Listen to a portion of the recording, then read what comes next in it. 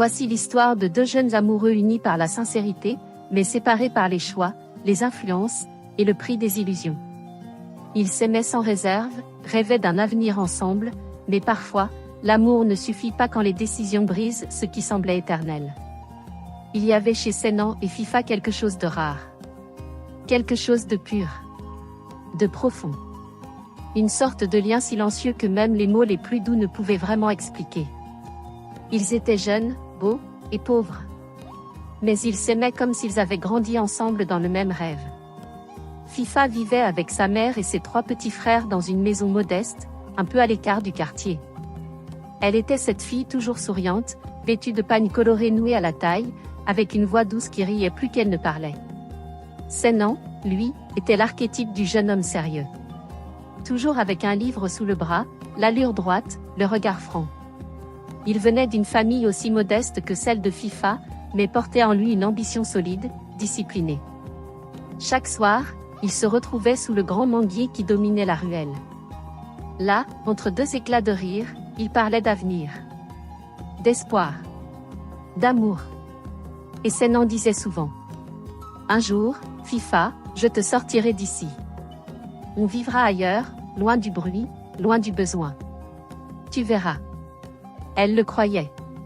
Pas parce qu'il parlait fort, mais parce qu'il avait ce regard. Ce regard d'homme qui promet et qui tient parole. Quand il décrocha son diplôme d'ingénieur, c'était comme si tout le quartier avait réussi avec lui. Les mamans l'appelaient « mon fils », les jeunes le saluaient avec respect. Quelques mois plus tard, une grande nouvelle tomba, une entreprise en Europe lui proposait un contrat. Un vrai. Un poste stable, bien payé. Une promesse de futur. Mais il fallait partir. Seul. Le jour du départ, à l'aéroport, les mains de Fifa tremblaient. Elle tenait la sienne si fort que ses ongles s'enfonçaient dans sa paume. Tu vas revenir, hein? Tu vas me laisser là? Jamais. 2 ans, pas plus. Je reviens, je t'épouse, et tu pars avec moi. C'est une promesse. Il l'embrassa sur le front, longuement. Puis il monta dans l'avion, emportant avec lui ses rêves, et son cœur. Les 2 années passèrent lentement pour Fifa. Mais elle tenait bon. Il appelait souvent. Lui envoyait de petites sommes quand il pouvait. Il lui montrait par visio son studio étroit, ses plats mal cuisinés, et ses dossiers empilés sur la table. Il travaillait dur, économisait chaque centime. Il parlait peu de lui, mais beaucoup d'elle. De leur futur. Et il tint parole. 2 ans, presque jour pour jour. Senan revint. Et avec lui, une promesse tenue. Le mariage fut somptueux. Modeste mais somptueux. Pas par les moyens, mais par l'amour. Les chants, les danses, les prières. On parlait encore, des semaines plus tard, de la beauté de la mariée, du costume élégant de Senan, et de la manière dont ils se regardaient, comme s'ils se disaient tout, sans mots. Puis ils s'envolèrent ensemble vers leur nouvelle vie. Les premiers mois en Europe furent doux. Difficiles, mais doux. Fifa découvrait ce nouveau monde avec émerveillement, les rues propres, le silence des métros, la gentillesse distante des passants. Elle découvrait aussi l'hiver, cette morsure sourde qui s'infiltre sous les vêtements, et le silence de l'exil. Au début, elle s'occupait de la maison, cuisinait avec soin, attendait Senan chaque soir avec un sourire. Mais rapidement, la solitude devint pesante. Les journées étaient longues, vides, et les murs de leur petit appartement semblaient rétrécir un peu plus chaque jour. Sa famille, restée au pays, commença à l'appeler plus souvent. Non plus pour demander comment elle allait, mais pour lui demander de l'argent. Elle tenta d'en parler à Senan un soir, autour d'un plat de riz. Elle avait préparé son discours, pesé ses mots. Ma mère m'a appelé. Les choses ne vont pas bien là-bas. J'aimerais les aider un peu. Senan posa sa fourchette, soupira doucement, puis dit: Fifa. J'aimerais tellement pouvoir dire oui.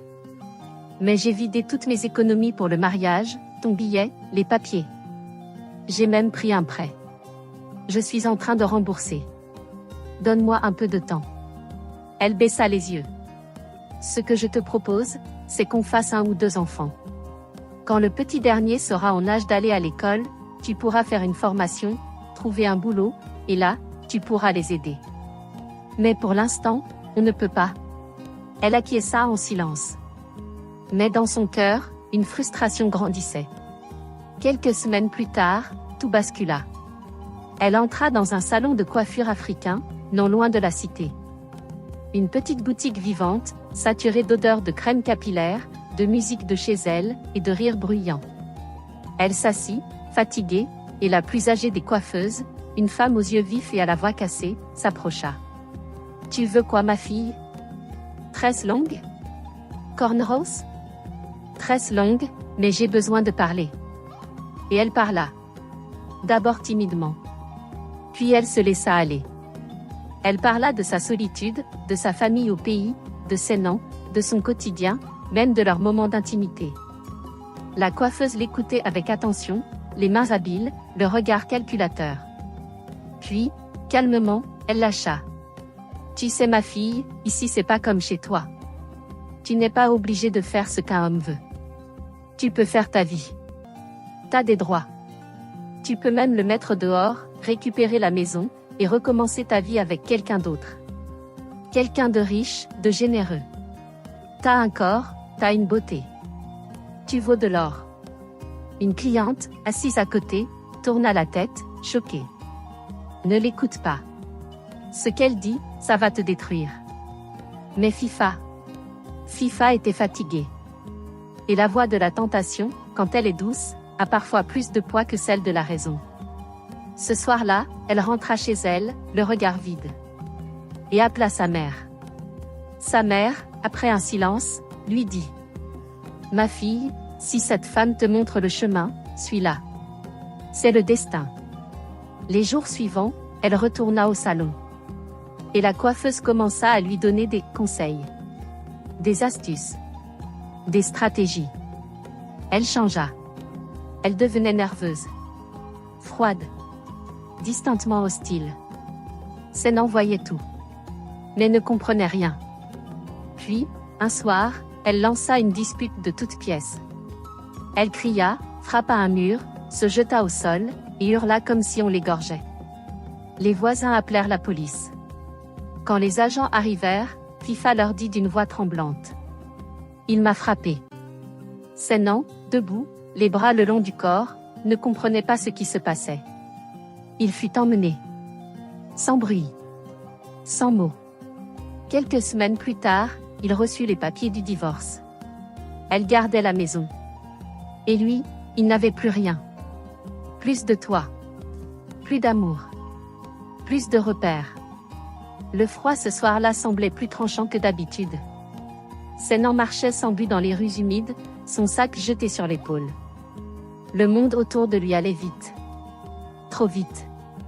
Il avait l'impression d'être figé, comme si son cœur s'était brisé dans une pièce vide. Il dormait chez un ami, le temps de reprendre ses esprits. Mais ces nuits étaient courtes, peuplées d'images confuses, le cri de Fifa, le regard de la police, sa valise dans l'entrée, ses économies disparues, sa vie à l'envers. Il avait aimé. Vraiment aimé. Et elle avait tout effacé d'un coup, comme si l'histoire qu'ils avaient écrite ensemble n'avait jamais existé. Fifa, elle, ne se retourna pas. Elle vivait désormais dans la maison qu'il avait achetée. Une maison modeste mais propre, décorée avec soin par ses mains à lui. Elle y vivait seule, mais pas longtemps. La coiffeuse lui présenta d'autres femmes. Et surtout, des hommes. Riches. Disponibles. Généreux. Elle commença à fréquenter des hôtels, des dîners, des appartements luxueux. Elle se mit à porter des robes satinées, des parfums coûteux, des talons qu'elle n'avait jamais osé s'acheter. On la voyait briller. Et surtout, elle envoyait de l'argent au pays. Beaucoup. Sa famille l'appelait désormais « notre fierté ». Il riait en disant : « Tu vois, c'est pas Sénan qui a construit sa vie, c'est elle. » Il ne savait rien. Ou il ne voulait pas savoir. Sénan, lui, était tombé dans le silence. Il avait essayé de continuer à travailler, mais son esprit n'y était plus. Il ne mangeait plus. Ne parlait plus. Un matin, il resta couché. Il ne se leva plus. Et quelques semaines plus tard, son contrat fut rompu. Trop d'absence. Trop de fatigue. Trop d'effondrement. Heureusement, sa famille, restée au pays, l'avait senti. Sa sœur aînée lui téléphonait chaque jour. Elle lui parlait, même quand il ne répondait pas. Elle le forçait à se lever. À sortir. À respirer. Petit à petit, il entama un suivi psychologique. Il écrivait ses pensées dans un petit carnet. Il reprenait les choses simples, cuisiner, marcher, écouter de la musique. Il était loin d'être guéri, mais il avançait. Il avait perdu l'amour de sa vie. Et avec elle, tout ce qu'il avait construit. Mais il n'avait pas perdu lui-même. Pendant ce temps, FIFA enchaînait les fréquentations. Mais aucune ne durait. Aucun homme ne voulait s'engager. Il l'utilisait, l'amusait, puis disparaissait. Elle se mit à faire une formation. Elle voulait stabiliser sa vie. Avoir un vrai métier. Elle réussit. Elle trouva un emploi.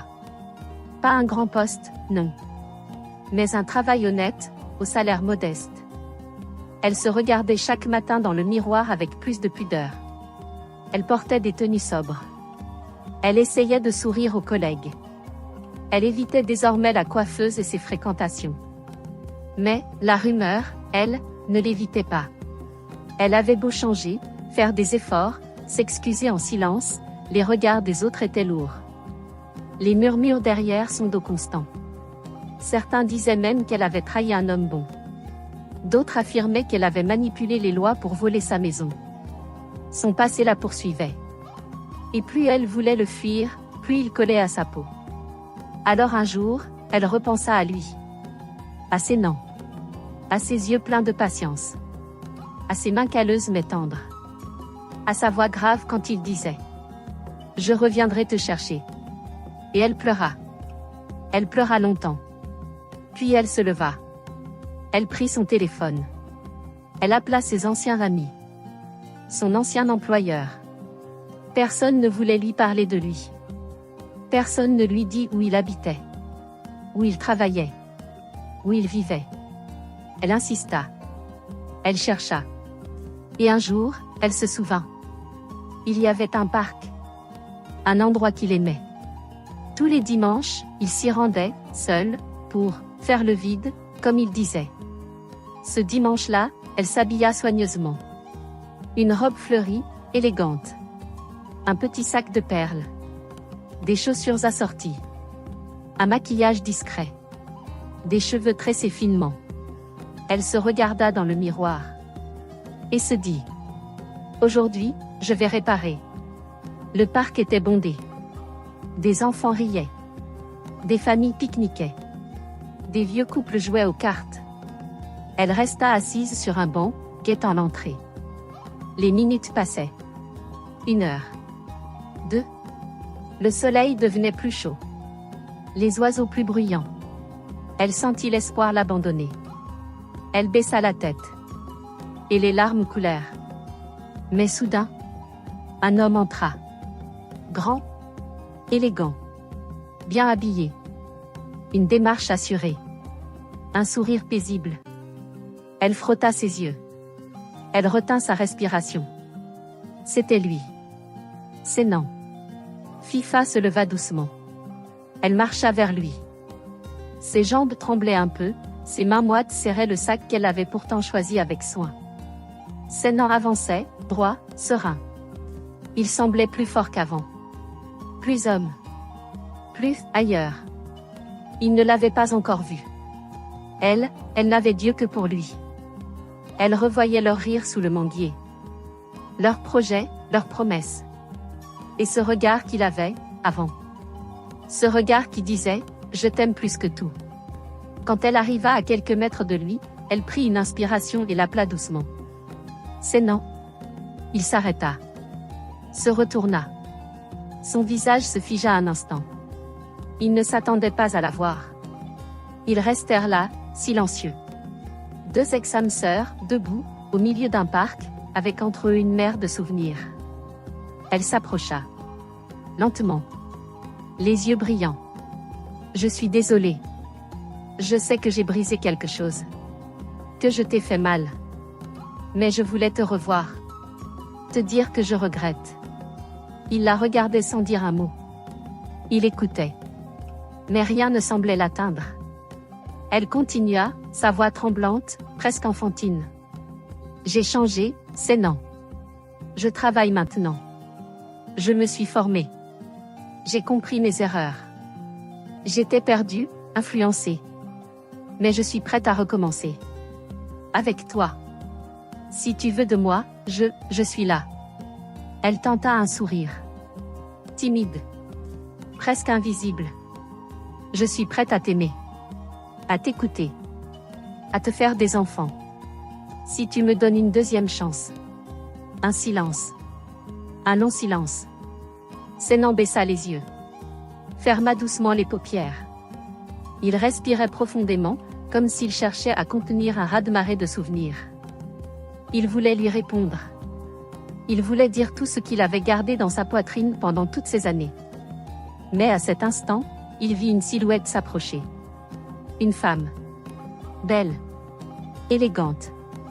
Vêtue simplement mais avec goût.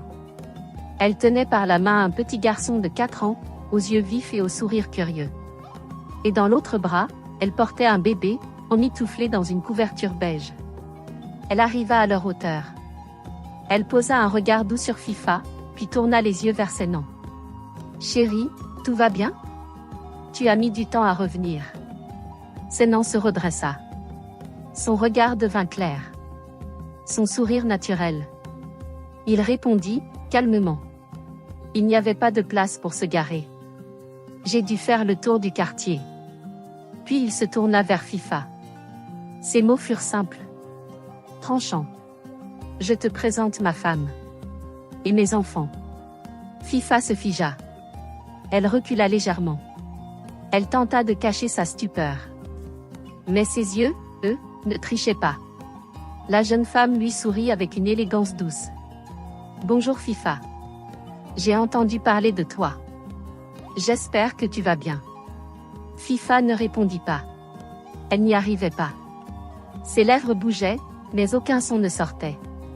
Elle regardait l'enfant, le bébé, puis Sénan. Et son cœur s'effondrait. Tout ce qu'elle avait espéré récupérer, appartenait déjà à une autre. Une autre qui n'avait pas menti. Une autre qui n'avait pas trahi. Une autre qui avait construit ce qu'elle avait détruit. Elle sentit sa gorge se nouer. Les larmes remontaient. Elle voulut dire quelque chose, n'importe quoi. Mais il n'y avait plus rien à dire. Sénan, doucement, passa un bras autour de sa femme. Le petit garçon tira la robe de sa mère et chuchota.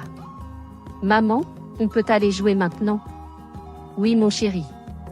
Puis elle dit à Sénan. On t'attend là-bas. Elle s'éloigna avec les enfants. Sénan resta quelques secondes devant Fifa. Puis il murmura. Tu ne m'as pas seulement trahi. Tu as trahi ce qu'on avait. Ce qu'on aurait pu être. J'ai pardonné, oui, mais j'ai avancé. Et toi, il est temps que tu fasses pareil. Il tourna les talons. Et s'en alla. Vers sa vie, sa paix, son avenir. Fifa resta là. Seule. Le soleil commençait à descendre doucement dans le ciel. Elle sentit le vent soulever sa robe, comme pour lui rappeler que le temps, lui aussi, ne l'attendait plus. Elle resta encore un moment, debout, les yeux perdus. Puis, lentement, elle s'assit. Et pleura. Pas pour ce qu'elle avait perdu, mais pour ce qu'elle ne retrouverait jamais. L'histoire nous montre que l'amour, à lui seul, ne suffit pas. Il faut y ajouter la loyauté, le respect, le courage.